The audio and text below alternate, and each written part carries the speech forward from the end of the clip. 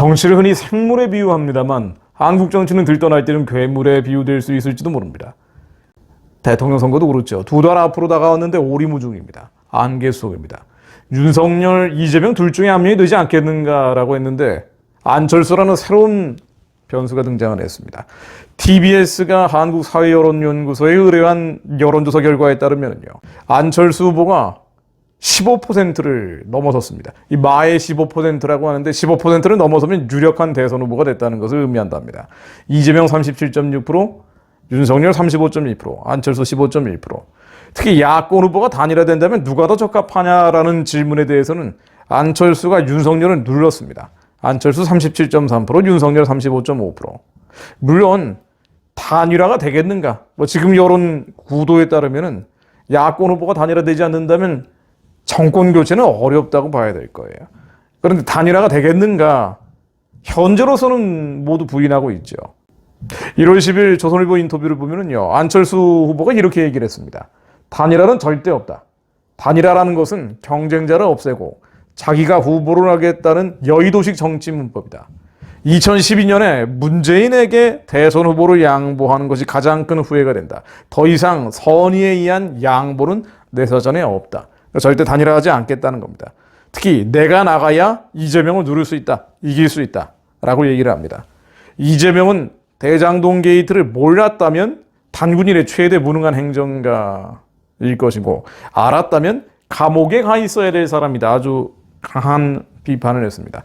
윤석열 후보에 대해서는 본인과 아내의 문제로 공정의 아이콘이라는 상징 자본이 다 없어져 버렸다. 어쨌든 단일화는 안 하겠다는 겁니다. 이렇게 되면은 이재명 후보가 당선될 가능성이 유력하다고 봐야 될 텐데요. 누구를 선택해야 될지 독사과, 썩은 사과, 뭉개진 사과까지 등장을 했다고 볼 수도 있습니다. 그런데 왜 단일화가 어려운가 생각해 보면은 정치권은 강력한 먹이사슬이 있습니다. 하나의 생태계가 있죠. 정치 자영업자들의 카르텔 같은 겁니다. 다음번 공천권을 얻어야 되는데 공천권을 얻기 좋은 사람을 대선 후보로 뽑는단 말이에요. 홍준표가 아니라 윤석열을 뽑은 것도 마찬가지입니다. 홍준표는 당내 상황을 너무 잘 알고 있고 이 사람이 대선 후보가 되면 자신들은 공천권을 받지 못할 가능성이 높다라고 생각하는 국회의원들이 많았던 거예요. 그러다 보니까 집단적으로 윤석열, 당내 상황을 잘 모르는 만만한 윤석열을 대선 후보로 만들었다는 설이 많습니다. 어쨌든 국민의힘의 공천권을 노리고 있는 정치 자영업자들이 있고 국민의당의 공천권을 노리는 정치 자영업자들이 있습니다. 누군가 한 명이 대선 후보로 결정이 되면 반대쪽은 다음번 공천을 얻기가 어려워집니다. 그러다 보니 단일화하지 않고 끝까지 경합을 벌이는 게, 설령 정권 교체가 안 된다 하더라도 끝까지 경합을 벌이는 게 더 낫다고 볼 수 있습니다. 이런 사람들이 많은 거예요. 이게 정치 카르텔입니다. 결국 반좌파, 반좌익 진영의 분열로 패배할 수 있는 거죠. 자, 그러나 하나님을 두려워하는 사람들, 예수 그리스도를 믿는 사람들은 하나님의 마음을 받아 기도해야 합니다. 지금 누구를 선택해야 될지 선택하고 싶은 사람도 없지만, 이러다 보니 기독교인들, 특히나 나라와 민족을 위해 기도하는 분들도 대통령 선거는 기도를 잘 안 하시더라고요. 별 관심이 없는 거예요. 독사가, 썩은 사과, 뭉개진 사과, 무슨 차이가 있겠는가라고 생각할 수 있죠. 사실은 너무 큰 체제를 결정하는, 교회의 향방과 교회의 운명을 결정할 수 있는 선거임에도 불구하고 우리의 관심사에서 멀어지고 있습니다. 그럼에도 불구하고 남은 자들은 기도해야 될 의무가 있습니다. 파수꾼으로서 기도해야 될 의무가 있습니다. 제가 몇 가지 한번 제 나름대로의 기준을 만들어 봤어요. 이 세 사람의 종교는 사실 불투명합니다. 어떤 사람은 교회를 나간다고, 어떤 사람은 캐톨릭이라고 하고, 어떤 사람은 종교가 없다고 얘기하는데, 교회를 나간다는 사람도 출석은 하지 않고 있죠. 하나님을 안다면 그런 발언과 행동을 할 수 없는 사람입니다. 그래서 종교를 가지고 판단할 수는 없습니다. 자, 그래서 한 가지 차별금지법. 한국 교회는 물론 교회의 운명과 향방을 결정할 수 있는 차별금지법에 대한 의견이 어떤지 찾아봤습니다. 물론 이 차별금지법에 대한 의견도 시시각각 변화합니다. 어떤 장소, 어떤 때 얘기하느냐에 따라서 차별금지법에 대한 찬성, 반대가 왔다 갔다 표리부동한 사람, 이 세 사람의 공통점이 다 그렇습니다. 일관된 입장이 없다라는 전제가 있습니다. 다만 그럼에도 불구하고 교집합은 있죠. 자, 먼저 이재명 후보입니다. 이재명 후보는 차별금지법에 대해서 제정 필요성을 일관되게 주장해왔던 인물이에요. 강도는 좀 변화했지만, 강하고 약한 것은 변화했지만, 그럼에도 불구하고 차별금지법은 만들어져야 된다는 입장은 일관되어 왔던 겁니다. 2017년 3월 8일 세계 여성의 날 기념 여성대회에서는 차별금지법 제정을 강조하면서 이런 발언도 했었죠. 공공기관, 금융기관의 성소수자를 30% 이상 반드시 넘기도록 채용하겠다. 한쪽의 성비가, 남녀 한쪽의 성비가 70%를 넘기지 않게 하겠다. 학교에서 성평등 교육을 실시해서 어릴 때부터 가르치도록 하겠다. 이른바 조기 성교육, 조기 젠더 교육까지 얘기를 한 겁니다. 이 발언이 사실인지 아닌지 저도 굉장히 의심스럽습니다만은 실제 영상으로 올라와 있죠. 공공기관이나 금융기관에 이 소위 성소수자가 30%를 반드시 넘길 수 있도록 한쪽 성비가 70%가 되지 않도록 하겠습니다. 그리고 거기에 대해서 차별금지법을 당연히 제정하고 학교에서 성평등 교육을 실시하도록 하겠습니다. 어릴 때부터 가르치도록 하겠습니다.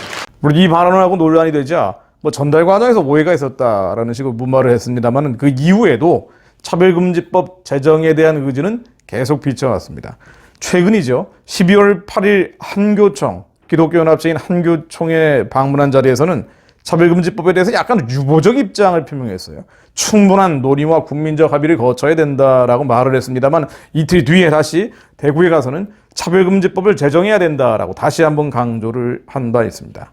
두 번째로 윤석열 후보인데요. 윤석열 후보 역시 왔다 갔다 했어요. 예를 들면 윤석열 후보가 검찰총장에 임명될 때 청문회 자리에서 군용법 96조 2항, 즉 군대 내에서 동성애를 금지하는 이 조항을 폐지할 것인가, 또 차별금지법에 대한 질의, 동성결혼 합법화에 대한 질의를 받고 모두 이렇게 답을 했습니다. 성소수자라는 이유로 차별이나 불이익을 받아서는 안 된다. 이건 사실상 차별금지법을 제정하라는 지지의사를 표명한 것처럼 비춰질 수 있죠. 2019년 12월 16일에도 검찰 내 인권위원회를 설치하는 검찰개혁안을 발표한 바가 있습니다. 이 인권위원회라는 것이 외부에 있는 동성애 옹호 전문가들을 위원장으로 임명할 수 있다고 굉장히 논란이 됐던 거죠.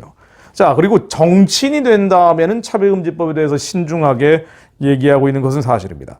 최근 발언은 12월 14일 차별금지법과 관련해서 이렇게 얘기했습니다. 차별금지법은 논란의 소지가 많으니 신중하게 검토해야 된다.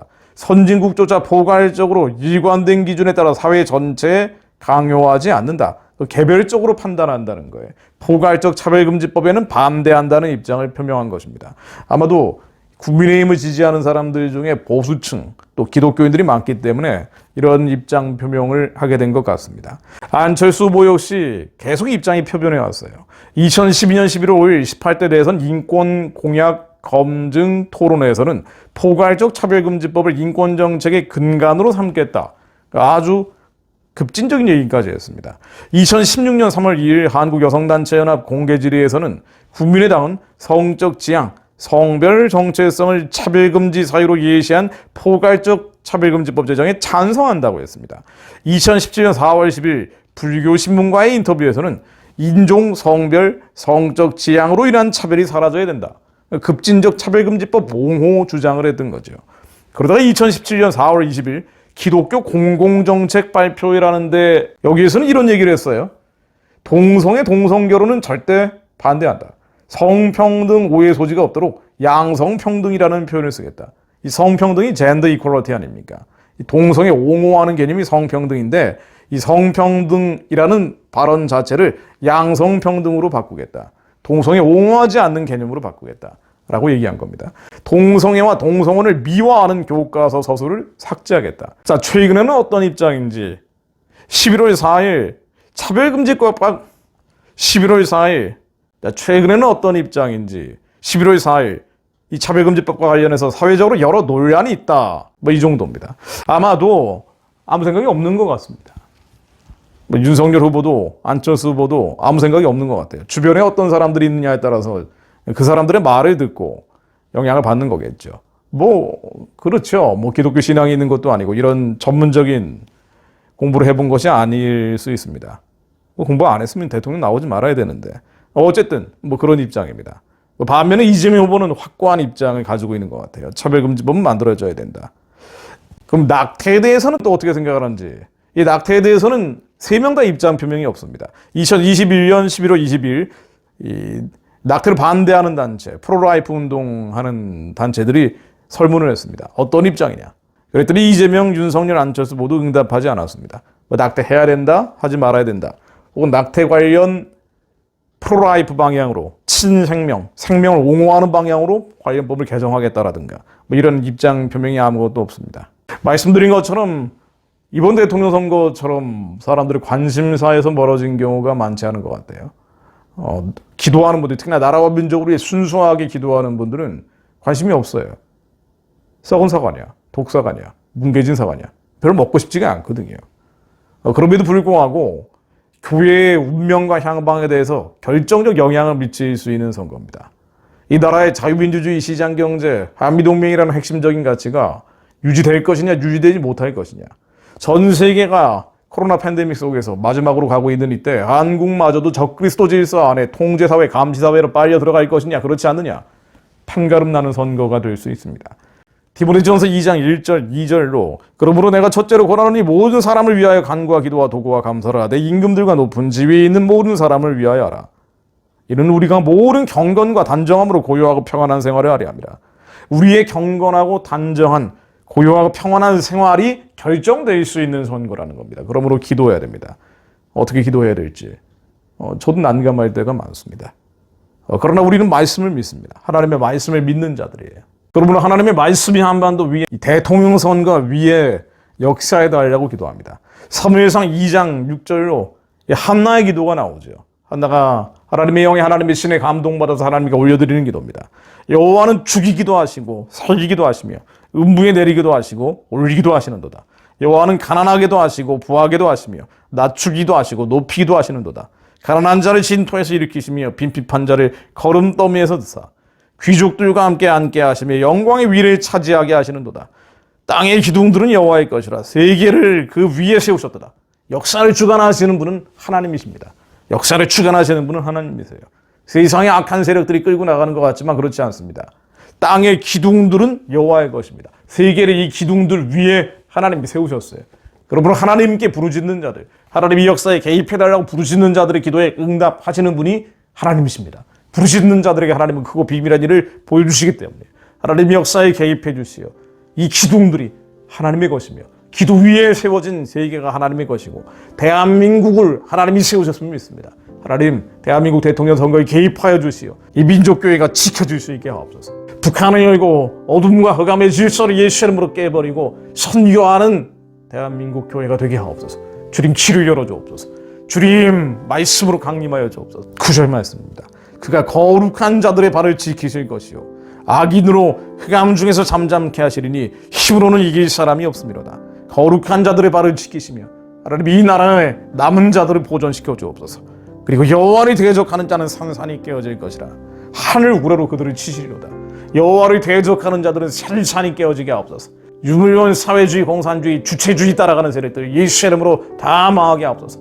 동성애, 동성혼, 하나님이 대적하는 음란의 이데올로기한 세력들, 여호와를 대적하는 세력들, 하나님 대한민국 대통령 선거에서 힘을 잃게 하옵소서. 자기들이 파놓은 함정에 빠져 스스로 망하게 하옵소서. 하나님 개입하여 주옵소서. 하늘 우러로 그들을 치시려다. 하나님 이 말씀대로 역사해 주옵소서. 여호와께서 땅 끝까지 심판을 베푸시고 자기 왕에게 힘을 주시며 자기의 기름 부음을 받은 자의 뿔을 높이시리로다 하니라. 하나님을 두려워하며 경외하는 지도자가 대한민국의 지도자로 언젠가는 세워지게 하옵소서. 하나님을 두려워하며 경외하는 대통령이 언젠가는 세워지게 하시고 그날이 올 때까지 민족교회를 지켜주시며 남은 자들이 이 시대를 본받고 세상을 따라가며 유행을 쫓아가며 기도하는 것이 아니라 하나님의 마음을 받아 선하고 기쁘고 온전하신 뜻이 이루어질 수 있도록 부르짖게 하옵소서. 북한 정권이 예수 이름으로 무너지게 하시고 그와 연결되어 있는 한반도 남과 북의 주체 사상 권력들 예수 이름으로 산산이 무너지게 하옵소서. 하나님 북한 땅에 빛으로 임하여 주시고 높은 산과 낮은 산이 평탄케 되며 모든 쇠불장을 예수 이름으로 깨뜨려 주시어 살려낸 자들과 함께 땅끝까지 열방의 잡족들이 살려내며 우리의 삶이 주님께 헌신되게 하옵소서. 예수 그리스도 이름으로 기도드립니다. 아멘.